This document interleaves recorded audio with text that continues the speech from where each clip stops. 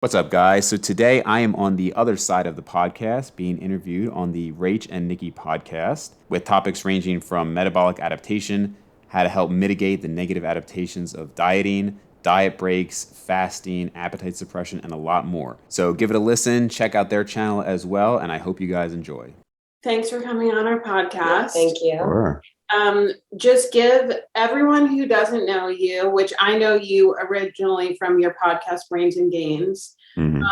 Just give us a brief interview a brief introduction or not brief, whatever you want, of who you are and your background and how you got into nutrition and fitness and all of it.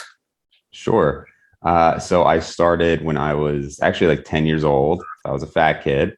And then I kind of got some guidance from my dad to lose weight, started losing weight, kind of got the positive feedback, got really into that, ended up by 14 or so, very, very skinny. At the time, I was like 5'11", 130 pounds. So then I started to bulk up. That's when it really got serious, probably around 14 years old. Read Body for Life, and I was immediately hooked by that. And then since then, I mean, it's just been a huge, huge passion of mine. I've spent many, many hours, even per day, reading about it. I mean, I remember when I went to college, I told myself I had to set a limit that I could only read 1 or 2 hours of the forums in the morning and 1 or 2 at night. I just had to cap myself because I was just constantly reading about it.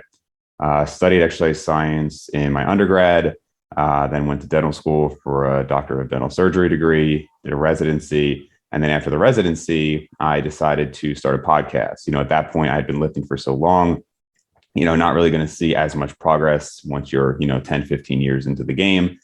And in the podcast was kind of just a way that I could still be involved, or even more so be involved in the space. And then, as you probably know, every episode I donate to charity. So it's kind of like, well, even if this doesn't do well, at least there's a benefit to it in that sense. But it's done pretty well, and I've made a lot of good connections in the space. So it's been good. That's awesome. So can people really have a slow or a fast metabolism? Yeah, so that's very the common thought, right? I have a fast metabolism, I have a slow metabolism. Everybody can think of somebody who seems to be able to eat so much despite, maybe eating the same as them, or they grew up the same. Like my brother, for instance, he was very lean. Like I said, I grew up as a fat kid, and it seems like he has a really fast metabolism. But if you're thinking of metabolism in terms of basal metabolic rate, that is highly correlated with total body weight and lean body mass. So there are going to be variations in that for sure, but it's not really as much as what people think, like a fast metabolism, like that person is doing nothing else. What ends up actually happening, probably two of the biggest factors are your activity, both in terms of the conscious activity that you have and non-exercise activity thermogenesis, NEAT. So that varies hugely among individuals, also varies hugely as far as your response to changes in calories, meaning somebody could decide to drop calories and their NEAT drops dramatically, whereas somebody else decides to drop calories and it barely drops at all. So that's a huge factor, as well as hunger. So hunger is a widely variable, and it's going to depend on the person, and as well as other things that you're doing in life, stress and sleep and all of that. But I think a lot of us who have been focusing on diet for a long time have had the experience that when you're, let's say, bulking up and gaining weight, you might go hours and hours without thinking about food and therefore not really eating, versus when you're really hungry and you're dieting down, it feels like you're not getting to eat anything, even if the actual volume of food might be similar. And so it's very common that you might have the kind of cliche teenager who's very fidgety, right? So they're burning a lot throughout the day.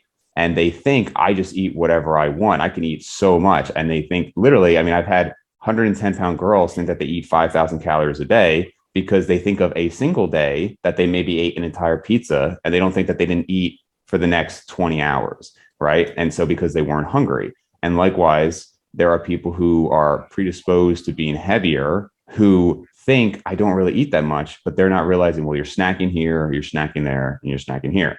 So all that to say that, again, metabolism definitely varies, but there are other factors that kind of weigh in more.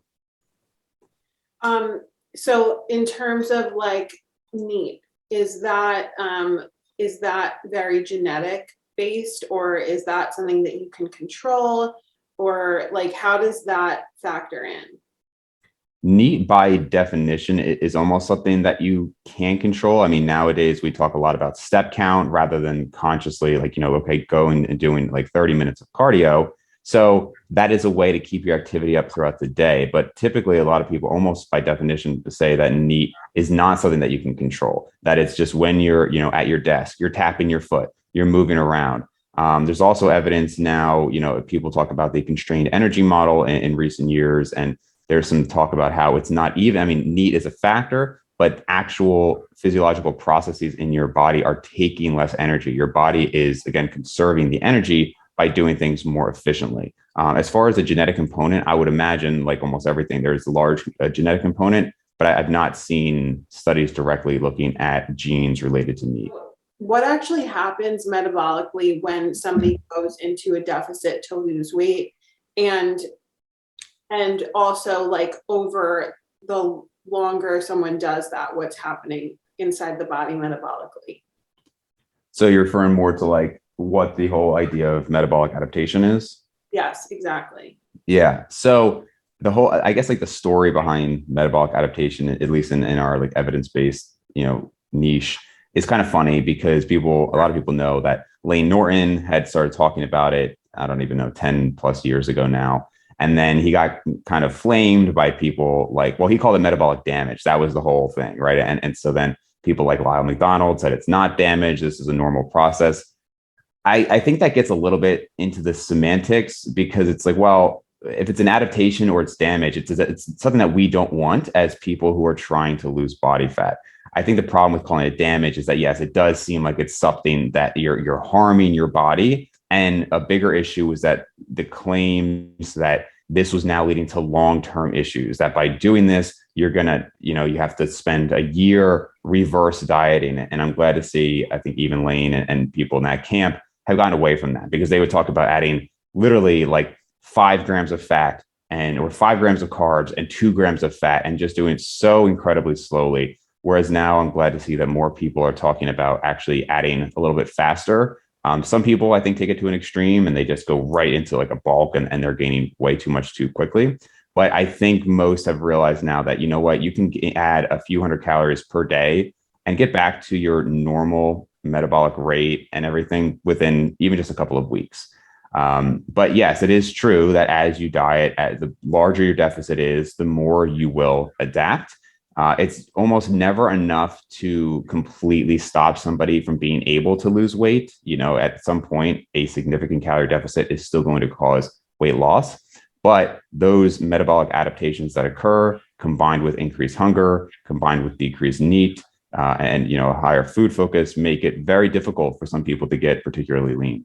I've had times in the past where I've dieted down so aggressively that, and you've probably done this and experienced this before, but you feel like even just getting up to brush your teeth before bed is too much of too much energy, and you're just like, I can't do it tonight. Yeah. I mean, one memory I distinctly have is when I was in high school, and this was when I was just like killing myself because I just needed abs and that's what I wanted. And so I was getting up in the morning and doing an hour, 45 minutes maybe of cardio. Then I would go to school. I was eating about 2,000 calories, which, is not horribly low, but for the amount of activity I was doing, because then I would have a 2 or 3 hour swim practice, which would, only be eating that much after doing all of that. And then I'd come home and I would work out. And it was just a ridiculous amount of activity on very low calories. And I remember then going to play tennis with my family. And my dad is like, are you all right? Because I was barely moving, just to take the step to go towards the ball. It just was like, I can't even do it. So yeah, I think people who have really ramped up ramped up activity and brought calories really low will experience that. Yeah, definitely. So how can someone prevent or help mitigate the negative adaptations from occurring during a diet? Yeah, I mean, if you figure it out, let me know, because I think no, it's tough because there's only so much you can do. So I think it depends if you're looking more from a physiological or psychological aspect. So psychologically, I think one of the hardest things is when you have so much time to focus on the difficulty of the diet. So a lot of people will make the mistake of thinking, well, when I have a ton of time, like I'll do a contest prep when I'm not doing anything else. And many people talk about how that's not a great idea because you're just sitting around. I mean, my hardest diet days would be if I was off from work, for instance, because you're just sitting around thinking like, okay, how much broccoli can I eat to just like bide my time until my next meal or so like my next real meal. When I'm very busy, if I have a 12-hour work day and, I know I have a surgery and then I have a check over here and I almost don't have time to think about it. So I would say staying busy is a really big aspect, and maybe even planning specific activities, whether that's your daily walk, whether that's like if you're involved in sports, something like that, I think really helps mentally.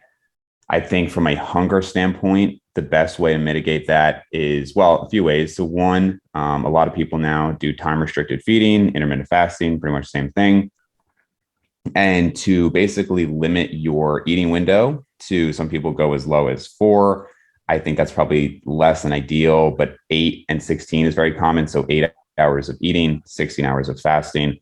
That tends to help people with hunger. Now, some people, it's not great because they finish the fasting window and then they tend to binge. But a lot of people do have success. And numerous studies now show that you will spontaneously eat less when limiting it to a certain eating window.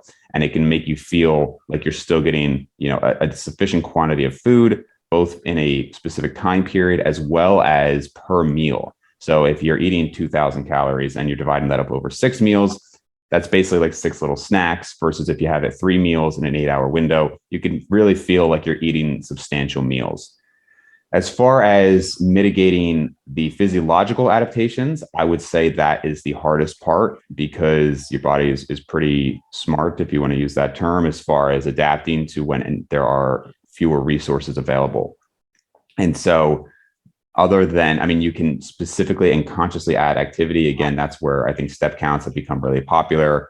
I think you can lower your training volume and the stress on your body so that, if you were doing a gaining phase and you're ramping up to the maximum you can recover from, it's almost by definition not going to be possible to do that while dieting. And so that is going to add, if you try to do that, that's going to add to that level of fatigue that we were just talking about. And so if you can cut your training volume to maybe 2/3 of what it was, still maintain your strength for reps and all of that, I think you're probably going to feel better and then have more energy for normal daily activities. Do you find that diet breaks help? Like, does that help to mitigate any of the adaptations, or is that really just like taking a break psychologically? I think personally, I think it's both. That's definitely still debated a little bit. So back when I was first getting into this, so that's maybe like 2005, it was a lot about, there were cheat days involved. So even on Body for Life, they talk about once a week, you can just eat whatever you want. Now, I definitely have a more extreme personality in that way. So I was doing, I'd have a 10,000 calorie cheat day, which I certainly don't recommend. I will say that it's kind of shocking at times how much you can get away with in an individual day. I absolutely have lost fat eating 10,000 calories once per week and kind of making up for it in the week. And if you do the math, there's almost no way you should be able to make up for that, right? But it just seems that in one day, whether that's not absorbing everything, obviously from a refeed, you're going to have increased need temporarily. You're going to have decreased hunger. You're going to have a high thermic effective food and all of that. But again, it's one of those things I don't recommend it. But I noticed that with one day, you can often get away with that. Then people start talking about carb cycling, eating more over, maybe a couple of days was commonly done, maybe like a 5-2. And then in more recent years, there have been some of these diet break studies where you're having a diet break, a 1 week or even 2 weeks. I think psychologically, it's very individual. I think if you've seen some of my podcasts, we've maybe more last year, there was some debates on the utility of a refeed. So psychologically, it can be great because when you have a refeed or even a diet break, since you specifically asked about diet breaks, to know that, hey, maybe I have to get through this tough 3 weeks, but then I have a whole week off for a lot of people, that improves compliance. And we actually do have some evidence to suggest that. For other people, they find especially a refeed kind of just gets them off the wagon, right? And it's very hard to get back on because they tend to binge. They tend to psychologically, they just want to have their head down, go through the diet, and then be done with it. And that seems to be very individual. Physiologically, we have some evidence that refeeds and diet breaks might help with lean body mass retention. The argument against that is that people will say, well, maybe that's just because calories were then on average higher. And if you could have not had the diet break and just dieted less aggressively. And that is still something that you'll see, there may be like a Menno Henselman's versus like a Renaissance periodization camp versus like a Revive Stronger. I mean, they all have kind of different views on it. Personally, I do like to incorporate some breaks. I don't love to have somebody go 16 weeks with a strong deficit, especially if they're newer to dieting. And especially if they're trying to get particularly lean. I think in those cases, it is helpful to break things up. Yeah, I'm one of those people who do the 10,000 calorie days. Yeah. I love fried food and cheese and all that stuff. And recently I've been doing like 48-hour fasts. Where I'll drink like juice and stuff. But then I go ham on the third day. Yeah. And it does seem like it doesn't absorb. However, then I am more likely to crave those terrible foods. Sure. Which is interesting because then I get like a little taste of it. And now I'm like, okay, I want that for the next week and I'm going to screw this up now. Are you doing that like throughout? Like, is it every 3 days you're doing 2 fasts and a big read or just once in a while? It's not really like a regular schedule. It's kind of like when I'm feeling like I need a reset and I'm feeling a lot of bloat, I'll do it like a 2-day and then it's not like a routine. It's gotcha.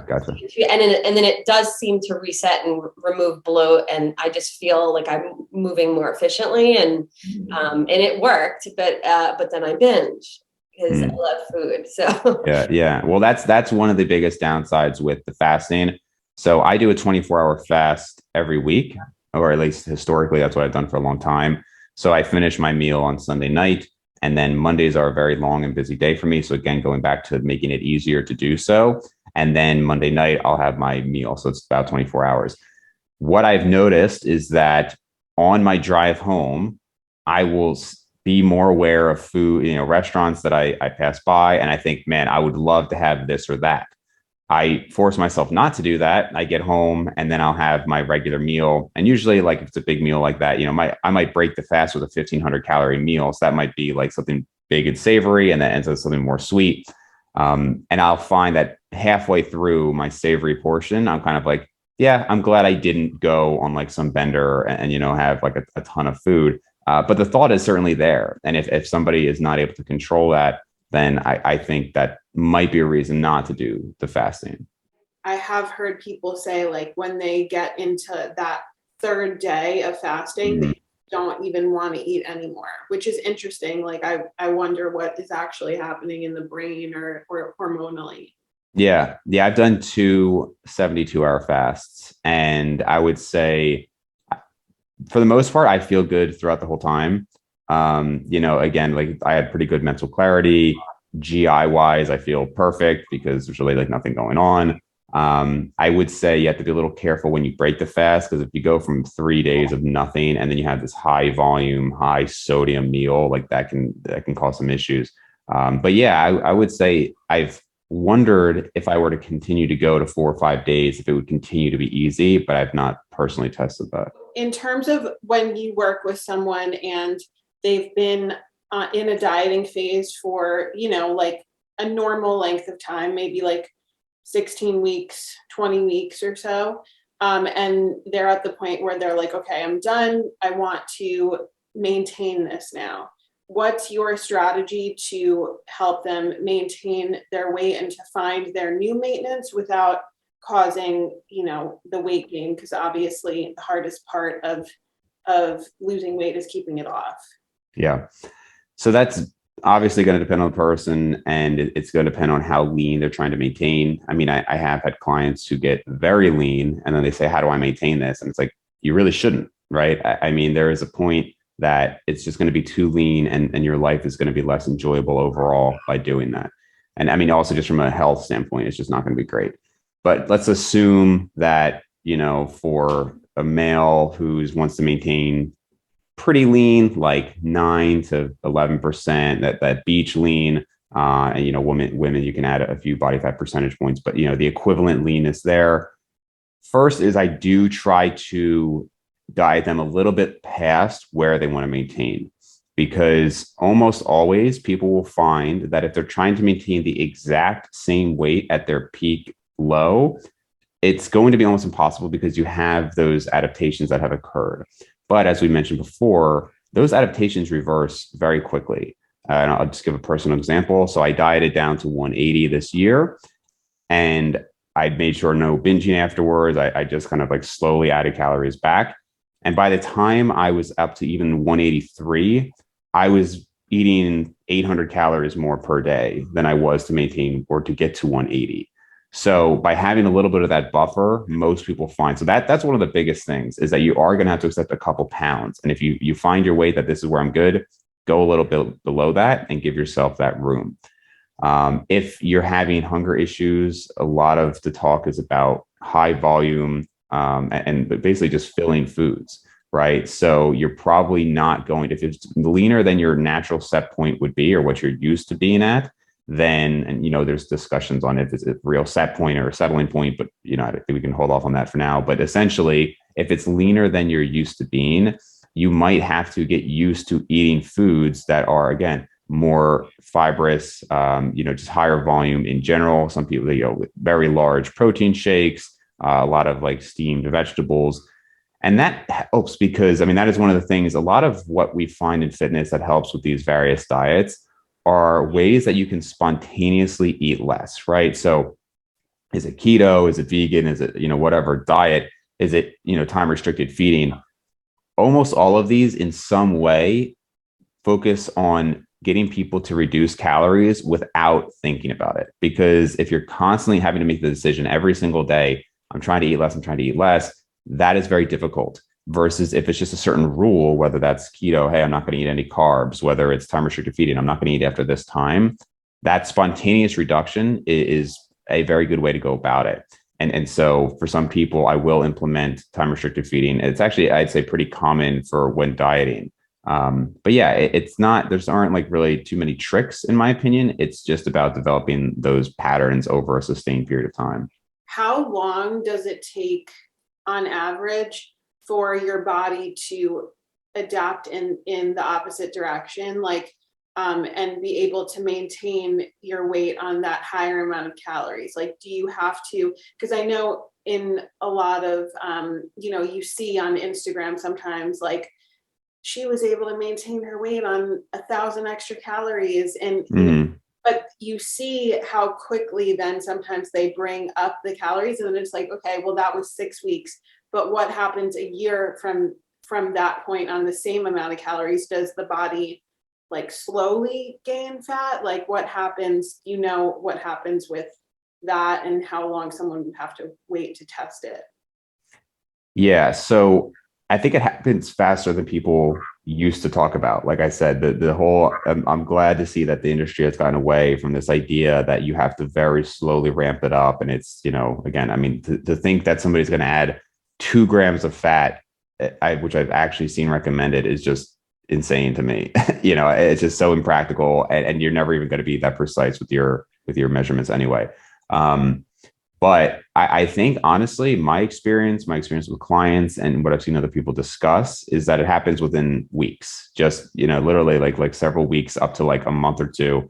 And at that point, it should maintain. I don't think your metabolism will technically increase the higher your calories go, but we're not just looking for what's the maximum we can, obviously it's an equation, right? Calories in versus calories out. So we can have calories out continue to go up and up if we continue to add calories, but the net is going to be more fat gain the higher we go. And so I think there's not anything really magical happening with people, again, this whole building this reserve of calories and building it up. I think you're just undoing those adaptations, and hopefully you're now able to maintain that at a relatively leaner body fat than what you're used to. Now, there's going to be a point where you're not able to continue to go leaner and leaner with that, but many people do find that if they were at once upon a time 20% body fat and comfortably maintaining that, the next cut, now they're kind of able to maintain at 17% and then 15%. And you'll see people who have been doing this for a long time find that they can often maintain relatively lean levels without too much difficulty.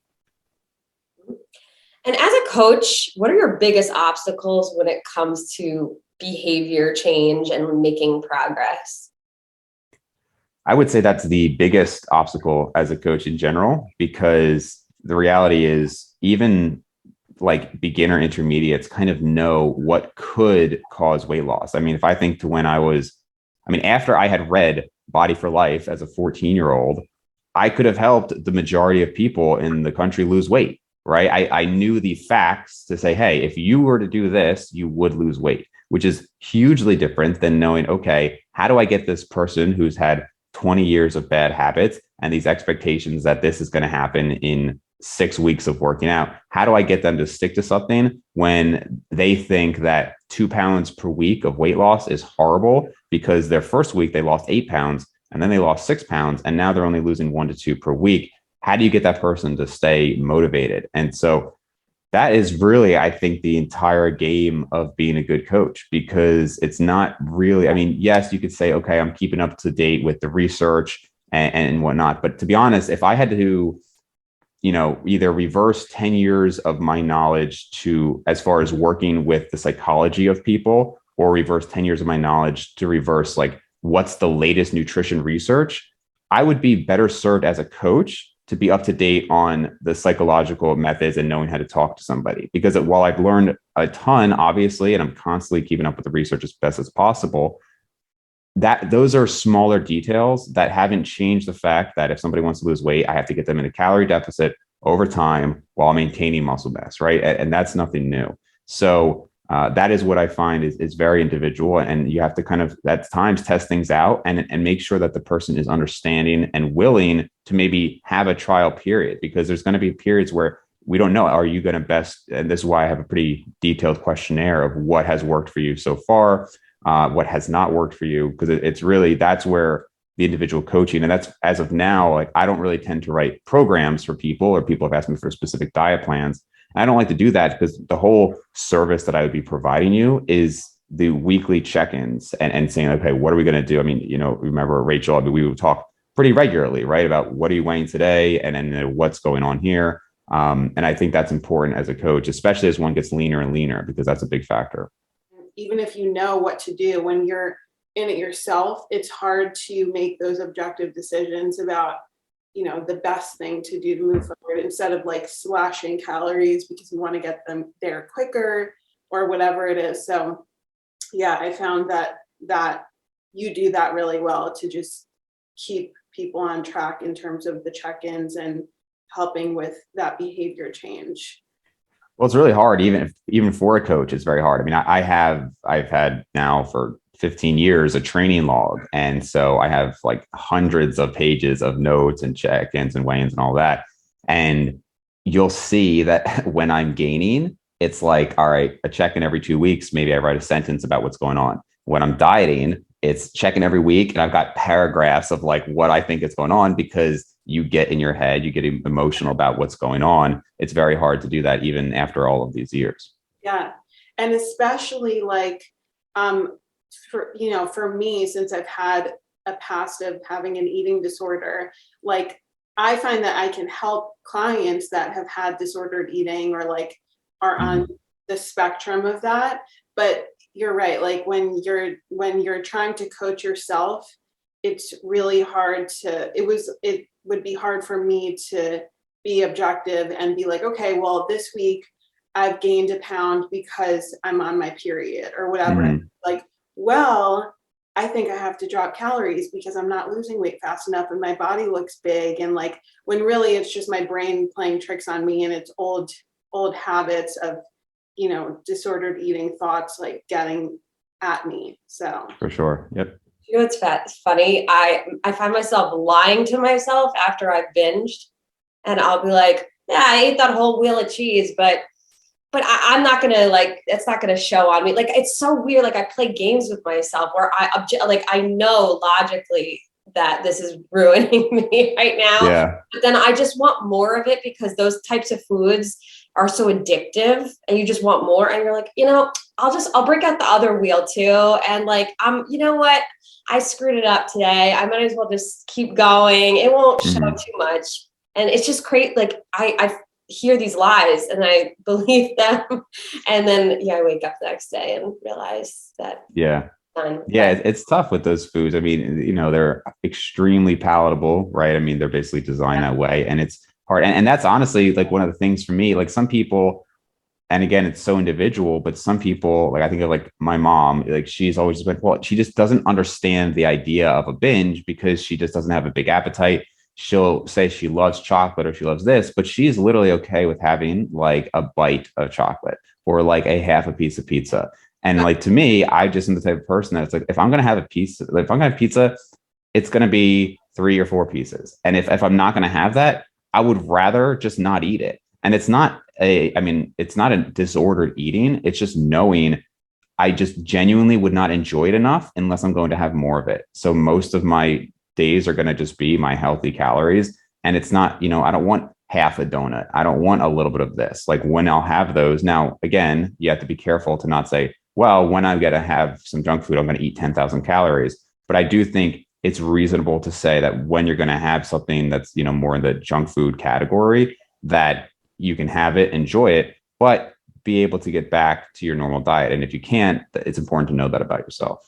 Yeah, definitely. That gets into the whole, idea of moderator versus abstainer, which like for me, I can't have peanut butter in the house because that's like a common one for us in the fitness industry, because it's like, an actual serving of peanut butter is like the measured out and like leveled out tablespoon, whereas like you'll see the memes of people like scooping a huge heaping tablespoon. Yeah. This is my 1 tablespoon, and you're at like 500 calories. This is my tablespoon. I've seen that before, the tablespoon, and it's technically in the spoon. Yeah. Right. Well, that's a really important thing, and also something to remember as a coach, because again, I've been doing this since I was 10 years old. So sometimes I will have to step back and realize that like things that I've been doing, like it was literally a joke. So like my sister's 5 years younger than me. And so her friends would like joke about how I,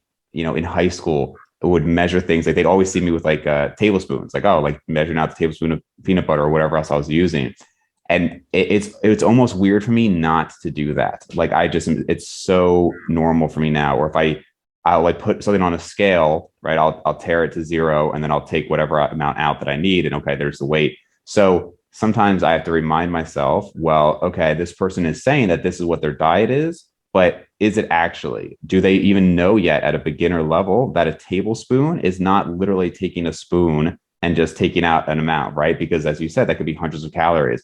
Or a cup of oatmeal actually needs to be measured, or like that's the dry weight versus the cooked weight and everything like that. So those are all things that, at, I think, my level and a lot of people's level, like in our evidence-based industry, we think, oh, everybody kind of knows these things. And the reality is the general population does not know these things, right? And it's important to remember that. Getting back to the adaptations, can you explain the differences between someone with a very adaptive metabolism versus someone with a very non-adaptive metabolism?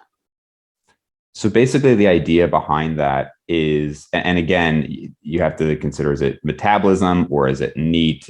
And what you find is that it often happens in both directions. So, you might think that somebody is, they're going to drop calories and nothing's going to happen. But then when they gain, it's going to be like, they're going to, be able to adapt a lot. You often see people who in one direction or the other, just nothing really happens. But you do find those people. So for instance, somebody who's predisposed to being heavier, at like, in a worst case scenario, they might be somebody who adds calories. And actually, I do remember seeing one subject in one study where their NEAT actually went down upon adding calories, right? Which is just like a double whammy. And it's really unfortunate. Now, again, I don't know if that was replicated, but I have seen that. Whereas somebody who's very adaptable, I think in that same study, I believe it was that they added 1,000 calories and the person's NEAT made up for like 800 or 900 calories of that, where it almost had no effect. And those are the people who you would say this person has a very fast metabolism. And almost certainly their metabolism did increase if you actually looked at their basal metabolic rate. But a huge part of that is how they are adapting to that. And conversely, somebody who, and you'll see this with on the other way with dieting, like I tend to have a very adaptable metabolism when I drop calories. So right now I can maintain 185 on 3,100 calories. But if I really want to get down to even 180, I'm probably looking at about 2,000 calories per day, right? And some people like Steve Hall from Revive Stronger, he'll get contest lean on like 2,600 calories, which is crazy to me.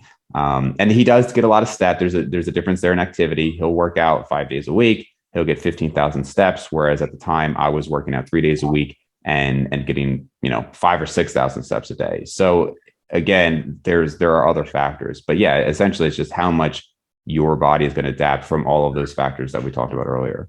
Yeah, I remember that in one of your podcast episodes, you were talking about how, and you may have told me this separately, I don't remember, but you were talking about how you were on like 1,000 calories at one point. So that was more of just an experimentation just to see what would happen. I was getting to my leanest ever. And every time I talk about the experiment, I make it very clear to say, I do not recommend this. Don't do this. It was just to see. And so I did 2 weeks at 1,000 calories, which was miserable. And it was worse, I think, than fasting, because with fasting, when you have no food, it really does seem like something is happening that your body just kind of shuts down the hunger mechanisms after a while, not completely, but to a significant extent. When you're always getting like just enough calories, 1,000 calories for 2 weeks, the whole time I was just incredibly hungry. But shockingly, well, if you know me and how my body adapts to calorie deficits, it's not that shocking. I actually gained weight during that period, which, to be very, very clear, in no way means that I gained fat. I absolutely lost fat during that period, but I had such a stress response to it that I gained about 2 pounds, 2 to 3 pounds in that period. And obviously that's a lot of water. And once I went back to normal calories, there was that kind of whoosh effect and I did lose the weight. So I just want to be very clear that, like, yes, it sounds crazy. 2 weeks at 1,000 calories, I gained weight, but don't mistake that. It's just how my body adapted to it. It was just kind of an experiment. What is set point theory, and is there merit to that? Yeah, so we kind of touched on that earlier, set point versus settling point. So it's always like body fat set point. This is where you're kind of destined to be. And then more so, it's then people talk about a settling point where you're kind of most comfortable. And in general, that is, I think, clearly true to an extent, right? It's very obvious that when you look at certain people, they tend to be skinnier throughout their life. They tend to be heavier throughout their life. But there are so many factors that play into that. So one is going to be your muscle mass. So the more muscle mass you have, the more calories you're going to burn. I think of how, when I say I was a fat kid, that wasn't like I was consciously trying to eat so much more than like my brother or anything like that. But that's just what felt natural to me. And now I can maintain, 12% body fat without too much effort. And why is that? And so one is, well, obviously, going through puberty and just like, aging. But then two is developing patterns of eating. So again, like a time restricted feeding, focusing on healthier foods. And so when we talk about settling points, we have to kind of consider, are we just talking about where your body, quote, wants to be? Or is it also the habits? And I would say that settling point is in part going to be determined by what kind of foods you're eating. If I told you that you could eat as much processed food and junk food and whatever as you wanted, almost certainly whatever your settling point is, would end up being would be higher than if I said, focus on let's just say a Mediterranean diet. So I would say there is definitely merit to it. And some people are just never going to be able to be, let's say, sub 10% body fat, regardless of how much fiber they're eating and how small their eating window is. It's going to affect their psychology and their physiology in negative ways. But I do think you can, for the average person or anybody in that, kind of like the middle of the bell curve there, you can maintain a pretty lean physique with, again, some of these methods we've talked about. It makes sense that it's much easier to increase your set or settling point than to increase it. Yeah, I mean, once the fat cells, the adipocytes are created in your body, there's really no way to get rid of them short of liposuction. With that said, I mean, I do think that again, there's no studies to my knowledge on this, but anecdotally, it really does seem that you can kind of change that settling point. And even for me, like when I've had periods of time where I was eating more junk food, I'm still maintaining way leaner than when I was young. But certainly, yeah, somebody who has spent a long time getting quite heavy and gaining a lot of body fat, I wouldn't be surprised to find that that person is then a little bit more predisposed to being heavier. Are there any actual nutraceutical or supplements out there that you would say can, are proven or at least show in the literature that can help a bit with fat loss? Not a lot. Like you said, I mean, there's certainly some pharmaceuticals that can help a lot. And I guess it also depends on, by help with fat loss, are we talking about through an increased metabolism, or would blunting hunger count? Because if we're including blunting hunger, then yeah, I mean, Dr. Nadolsky has talked about some of these newer pharmaceuticals that really help blunt hunger. And if anything, going back to what, the start of the conversation, hunger is such a massive aspect here as to who is successful with weight loss, that if you could take an obese population and significantly blunt their hunger, I mean, that's going to have dramatic effects. But I'm sure the bodybuilding community will also use those drugs to help them get extremely lean. So again, that's still in the pharmacy category, but that's just something to look out for, I think, more in the future.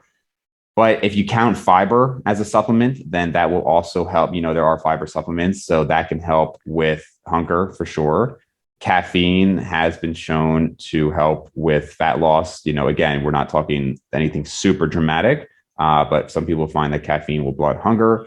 It will probably increase metabolism and probably increase your NEAT and whatnot to some degree. And then other than that, I don't personally, I mean, I know some people will talk about other ones. I don't get too much into the supplement side. I mean, there are certain things I recommend for gaining versus dieting. Although again, generally I have like, okay, here's these core health supplements I recommend. Here's a few that can help with muscle retention. You could argue, well, muscle retention is then indirectly going to help with the fat loss, right? But it's not something that I put much weight on at all. I say, you can have 200 to 400 milligrams of caffeine a day. Some people, the green tea extract was kind of big for a while. I think there's some evidence that can help a little bit, but I really don't hype it up too much. Can people build muscle and lose fat simultaneously? God, Yes. I swear You to can God. efficaciously build it simultaneously. Yeah, efficaciously, simultaneously. Yeah. So I had a good discussion with Menno on the podcast about this. And so essentially, it's definitely possible. It is increasingly more difficult the more advanced somebody gets and the leaner somebody gets. So if you are untrained and you're a 25% body fat male, never been in the gym, you can, I wouldn't say easily, but very predictably lose fat and gain muscle at the same time. Yeah, I mean, really, you put that person in a 500 calorie deficit, you get them in the gym, it's almost guaranteed to happen, and that's typically what we see. If you've got somebody who's an intermediate, who's been lifting for 5 years, let's say, again, a male, 16% body fat, can they do it? Yes. Is it worth it at that point? I personally am more of a fan of having distinct phases. So I'm going to have you in a gaining phase, then we're going to have you in a dieting phase. Could we hope for a little bit of muscle gain during that period? Yes, but certainly at a much, much slower rate. And then we have to weigh does it make sense to then try to have such a small deficit when we could have you in a larger deficit, not gain any muscle, but quickly lose the fat and then have you back in a gaining phase faster. That's generally how I go about it. But some people do. And, depending on the person's, again, psychology, we might want to take it slower, in which case, yes, if you program things correctly, you could still gain a little bit of muscle while losing fat. At an advanced level, the only times you're going to see it typically to any measurable degree are if you've had a layoff. So maybe you have been lifting for 15 years, but you took a month off for whatever reason, you got injured, you were 2 months out of the gym. When you come back, you could predictably see a recomp effect because you've just lost the muscle. And so regaining muscle is fairly easy compared to building it in the first place. And then, of course, obviously, if you go the enhanced route and, use steroids, then again, pretty predictably, you could be in a calorie deficit while still gaining muscle. Where can people find you? Are you doing, I know you said that you just opened up your dental practice, which congratulations. Thank you. You're welcome. So yeah, where can people find you? Are you doing coaching right now and all of that? Yeah, so I still do coaching, not as much as I used to. At this point, I mean, I've really never talked too much about or advertised the coaching, but people do email me or DM me. I would just say, if you're interested, feel free to reach out through either of those areas, and I'll let you know if I'm still taking people on. And most of my stuff is on Instagram. That's just Dave_Maconi. And then the YouTube channel is Brains and Gains Podcast. Okay, awesome. All right, awesome. Thanks for coming on.